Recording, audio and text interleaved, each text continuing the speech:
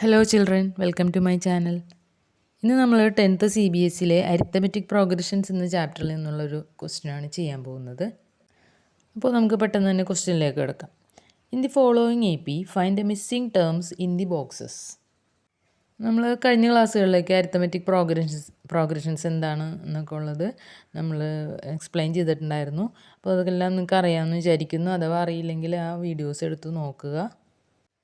ഇവിടെ നമുക്കൊരു AP തന്നിട്ടുണ്ട്, പക്ഷേ അതിൻ്റെ രണ്ട് ടേംസ്, അതായത് ഫസ്റ്റ് ടേമും തേർഡ് ടേമും മിസ്സിംഗ് ആണ്. ആ ടേംസാണ് നമുക്ക് കണ്ടുപിടിക്കേണ്ടത്.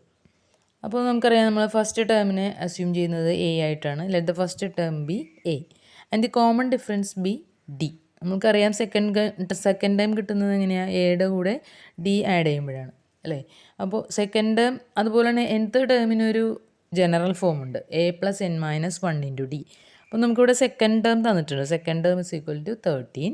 അപ്പോൾ സെക്കൻഡ് ടേമിന് നമുക്ക് A+2-1 × D എന്ന് എഴുതാം, അല്ലേ? A+n-1 × D ആണ് nth ടേം. അപ്പോൾ സെക്കൻഡ് ടേം എന്ന് പറയുമ്പോൾ A+2-1 × D which is equal to 13. നമുക്കിവിടെ സെക്കൻഡ് ടേം തന്നിട്ടുണ്ട്, 13 ആണെന്ന് തന്നിട്ടുണ്ട്. അപ്പോൾ A+2-1 എന്ന് പറഞ്ഞാൽ 1 ആണ്. 1D equal to 13. That is A+D equal to 13.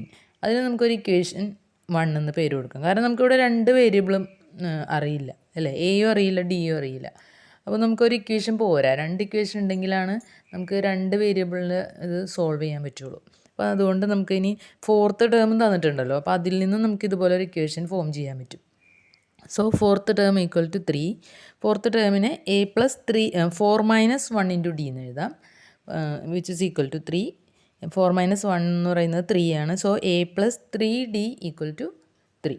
അതിന് നമുക്ക് ഇക്വേഷൻ നമ്പർ 2 എന്ന് കൊടുക്കാം. ഇപ്പോൾ നമുക്ക് രണ്ട് വേരിയബിൾ അറിയില്ല, പക്ഷേ നമുക്ക് രണ്ട് ഇക്വേഷൻ കിട്ടിയിട്ടുണ്ട്. അപ്പോൾ അതുകൊണ്ട് നമുക്കത് സോൾവ് ചെയ്യാൻ പറ്റും. So solving 1 and 2. ആ രണ്ട് ഇക്വേഷൻസ് നമ്മൾ നേരത്തെ pair of linear equations in 2 variables എന്നൊക്കെ പറഞ്ഞിട്ട് പഠിച്ചിട്ടുണ്ട്. അപ്പോൾ ആ ഒരു ഇത് സോൾവ് വെച്ചുകൊണ്ട് ഇത് നമുക്ക് സോൾവ് ചെയ്യാം. So A+D equal to 13.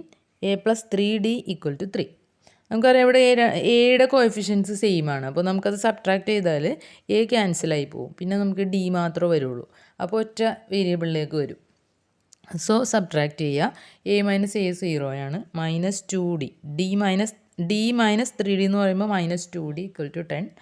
So D equal to 10 divided by -2 which is equal to -5. അപ്പോൾ നമുക്ക് ഡിയുടെ വാല്യൂ കിട്ടി, അതായത് കോമൺ ഡിഫറൻസ് -5 ആണെന്ന് കിട്ടി.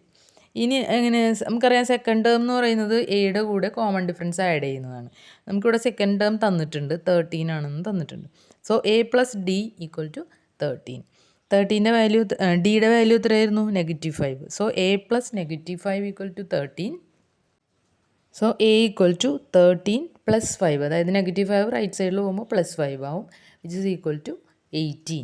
അപ്പോൾ നമുക്കിവിടെ ഫസ്റ്റ് ടേം 18 ആണെന്ന് കിട്ടി. നമ്മൾ ഒന്നാമത്തെ ക്വസ്റ്റ്യൻ അതായിരുന്നു. ഫസ്റ്റ് ടേം മിസ്സിംഗ് ആയിരുന്നു, പിന്നെ തേർഡ് ടേം മിസ്സിംഗ് ആയിരുന്നു. അപ്പോൾ നമുക്ക് എയുടെ വാല്യൂ കിട്ടുമ്പോൾ തന്നെ ഫസ്റ്റ് ടേം കിട്ടിക്കഴിഞ്ഞു. So A is equal to 18, അല്ലെങ്കിൽ ഫസ്റ്റ് ടേം ഈക്വൽ ടു 18. ഇനി നമുക്ക് തേർഡ് ടേം ആണ് കാണേണ്ടത്. തേർഡ് ടേം എങ്ങനെയാണ് കാണുന്നത്? സെക്കൻഡ് ടേമിൻ്റെ കൂടെ D ആഡ് ചെയ്താൽ തേർഡ് ടേം കിട്ടും. അപ്പോൾ നമുക്കിവിടെ സെക്കൻഡ് ടേം തന്നിട്ടുണ്ട്, 13 ആണെന്ന് തന്നിട്ടുണ്ട്.